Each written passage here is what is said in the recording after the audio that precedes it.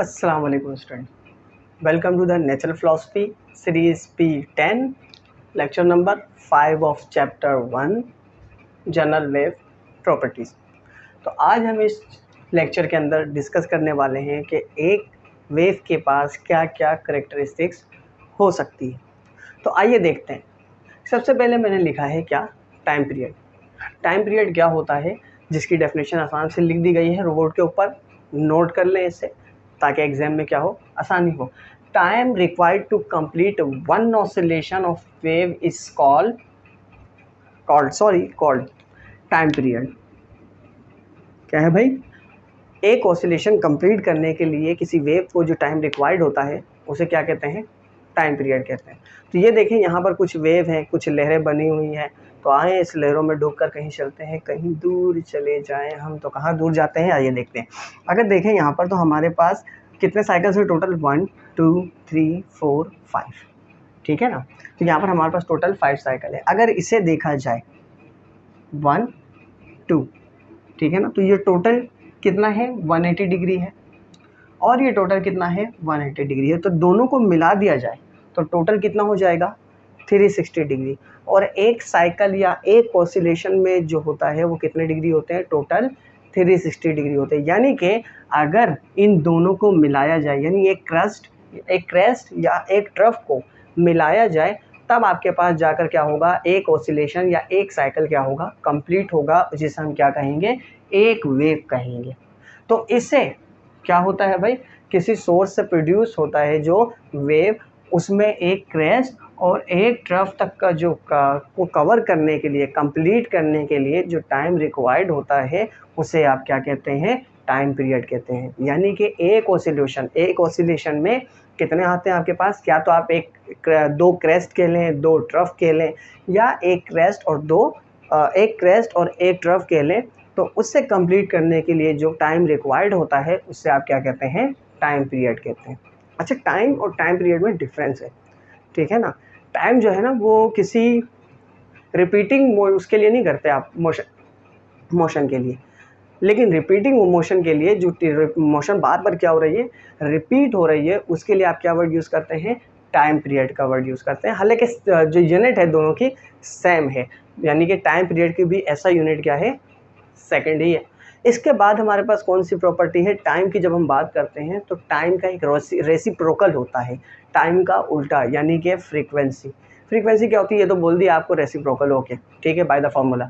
लेकिन अगर इसकी डेफिनेशन की बात की जाए तो डेफिनेशन क्या होता है कि एक सेकंड में कितने वेव कोई सोर्स जो है वो एक सेकंड में कितने वेव जो है वो जनरेट कर रहा है, कितने साइकिल जनरेट कर रहा है, कितनी ऑसिलेशन जनरेट कर रहा है। अगर मिसाल के तौर पर मैं बोल रहा हूँ तो जो मेरा माउथ है ये क्या है, सोर्स ऑफ वेव प्रोड्यूसर है, ठीक है ना। तो ये कितना वेव एक सेकंड में प्रोड्यूस कर रहा है वो क्या कहलाएगा, उसकी फ्रीक्वेंसी कहलाएगी। जिस तरह लिखा है नंबर ऑफ कंप्लीट वेव क्या होनी चाहिए, कंप्लीट होनी चाहिए, प्रोड्यूस बाय सोर्स।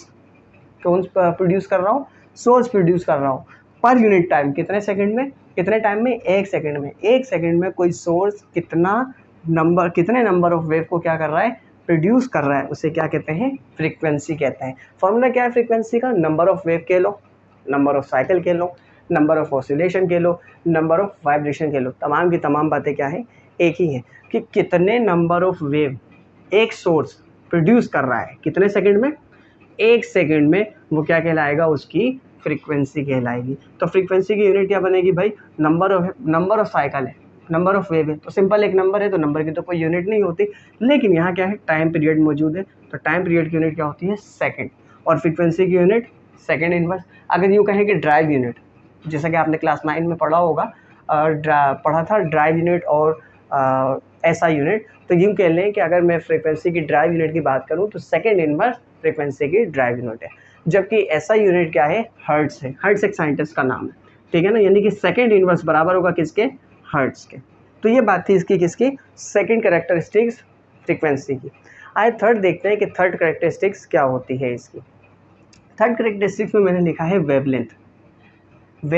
लेंथ का मतलब डिस्टेंस, यानी कि एक वेव का डिस्टेंस कितना होगा, कितने वेव का, एक वेव का डिस्टेंस कितना होगा, तो एक वेव कितना है, इन दो साइकिल को जब आप मिलाएंगे, दो हाफ साइकिल को, तो एक वेव बनेगा। तो यहाँ से लेकर ये वेव कहाँ से शुरू हो रहा है, इस पॉइंट से शुरू हो रहा है, ये रहा, इस पॉइंट से शुरू हो रहा है और कवर चलता जा रहा है, चलता जा रहा है, चलता जा रहा है। एक पॉजिटिव साइकिल इसने कंप्लीट कर लिया। दूसरा साइकिल कहाँ से कंप्लीट हो रहा है, शुरू हो रहा है यहाँ से, जहाँ पर इस क्रैश वाले साइकिल का एंड है, वहीं से ट्रफ वाले साइकिल का स्टार्ट है, और ये चल रहा है और कहाँ एंड हुआ, यहाँ पर। ठीक, तो यहाँ से आपके पास क्या हुआ, दो साइकिल कंप्लीट हो गए, यानी कि एक वेव क्या हो गया, कंप्लीट हो गया। सॉरी, दो हाफ साइकिल कंप्लीट हो गए, तो इसका मतलब एक वेव कंप्लीट हो गया। तो इसका जो हॉरिजॉन्टल डिस्टेंस होगा, किसका, दो हाफ साइकिल कह लो या एक कंप्लीट साइकिल या एक वेव कह लो, उसका जो हॉरिजॉन्टल डिस्टेंस होगा वो क्या कहलाएगा, उसका वेवलेंथ कहलाएगा।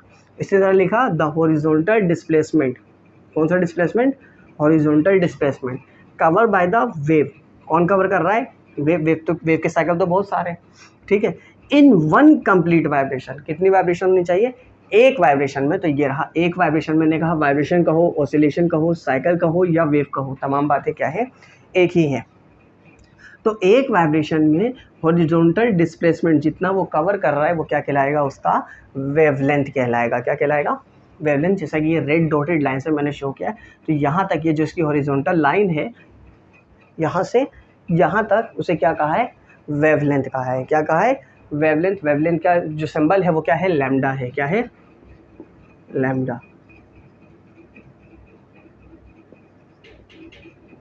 और वेव क्या है, वेव की लेंथ है। क्या है, लेंथ। तो इस लेंथ की ऐसा यूनिट क्या होती है भाई, मीटर। तो वे जो वेवलेंथ है उसकी भी ऐसा यूनिट क्या हो जाएगी आपके पास, मीटर। तो इसे लिख लें, जो वेवलेंथ की ऐसा यूनिट है वो क्या हो जाएगी आपके पास, मीटर।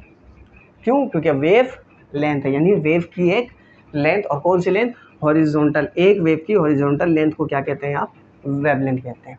इसके फोर्थ कैरेक्टरिस्टिक्स क्या है, स्पीड ऑफ वेव। के वेव की स्पीड क्या होगी, क्या होती है, आइए देखते हैं। अच्छा जी, तो फोर्थ कैरेक्टरिस्टिक्स हमारे पास क्या है, वेव स्पीड। वेव स्पीड क्या है, क्लास 9 की बात याद है, speed is the distance upon time, या यूं कह लें distance cover by the object per unit time. इसी तरह यहाँ पर डिस्टेंस कौन कवर कर रहा है, वेव कवर कर रहा है। कितना डिस्टेंस कवर कर रहा है, कितने सेकंड में, एक सेकंड में। पर यूनिट टाइम में, हर यूनिट टाइम में कितना डिस्टेंस कवर कर रहा है, वो क्या कहलाएगा, उसकी स्पीड कहलाएगी। क्या क्या, the distance of wave in the direction travel by it in per unit time. के एक वेव कितना डिस्टेंस कवर कर रहा है, ट्रेवल कर रहा है, किस डायरेक्शन में, उसी डायरेक्शन में जिस डायरेक्शन में वेव की मोशन है पर यूनिट टाइम में, वो क्या कहलाएगा, स्पीड कहलाएगा। बारिश शुरू हो गई है भाई, 3 बज रहे रात के और ये बारिश शुरू हो गई है। चले बहर, इस वक्त तो बारिश एंजॉय कर नहीं सकते, तो आते दोबारा अपने टॉपिक की तरफ। तो भाई क्या था कि क्लास 9 में आपने पढ़ा था velocity is equals to S upon T. S क्या है, डिस्टेंस है, जबकि वेव के अंदर डिस्टेंस को हम क्या कह रहे थे, वेव लेंथ कह रहे थे। तो एस किसके बराबर हो जाएगा, लैम्डा के। और टी नहीं था, टाइम नहीं था, बल्कि टाइम क्या था, टाइम पीरियड था। तो स्मॉल टी किसके बराबर हो जाएगा, कैपिटल टी। तो वी किसके बराबर हो जाएगा, वी रहेगा। एस की जगह क्या आ जाएगा, वेवलेंथ यानी लैम्डा आ जाएगा, और टी की जगह क्या आ जाएगा, कैपिटल टी यानी टाइम पीरियड आ जाएगा। तो हमारे पास जो वेवलेंथ का फॉर्मूला बन जाएगा वो क्या बन जाएगा, वी क्रॉस टी या वी डॉट डी, कुछ भी कह लें आप, ठीक है ना, वी मल्टीप्लाई बाय टी कह लें।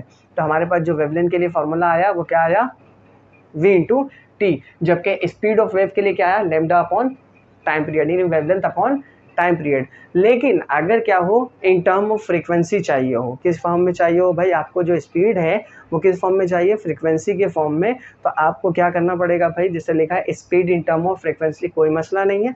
क्या है स्पीड, अगर इक्वेशन नंबर 2 को देखें, lambda upon time period. Frequency किसके बराबर था, 1 अपॉन टी। तो इस 1 अपॉन टी की जगह पर मैंने क्या रख दिया, सिंपल फ्रीक्वेंसी रखकर इसे सॉल्व कर दिया। तो v किसके बराबर आ गया, एफ लैम्डा के बराबर आ गया। यानी कि अगर किसी क्वेश्चन में आपको फ्रीक्वेंसी और वेवलेंथ दी गई है और उसकी स्पीड कैलकुलेट करने के लिए कहा गया है, तो आपके लिए कोई मुश्किल नहीं है, आसानी से, यानी आपका काम शॉर्ट हो जाएगा और आप आसानी से दोनों को वैल्यू को मल्टीप्लाई करेंगे और आपके पास क्या निकल कर आ जाएगा, उस वेव की स्पीड निकल कर आ जाएगी। उसकी फिफ्थ करेक्टरिस्टिक्स है आपके पास वेव फ्रंट। क्या है? Wave front. वो क्या है उसको थोड़ा सा डिटेल में वो करना पड़ेगा डिस्कस, तो उसको इसके लिए नेक्स्ट लेक्चर है। नेक्स्ट लेक्चर में आपको डिस्क्रिप्शन में लिंक मौजूद है, वहाँ जाएँ और वेव फ्रंट यानी कि इसके लास्ट और फिफ्थ करेक्टरिस्टिक्स जो कि बहुत इंपॉर्टेंट है वो क्या है उस लेक्चर में मौजूद है, वहाँ जाकर उसे वॉच करें। लिंक डिस्क्रिप्शन में मौजूद है। तब तक के लिए थैंक यू।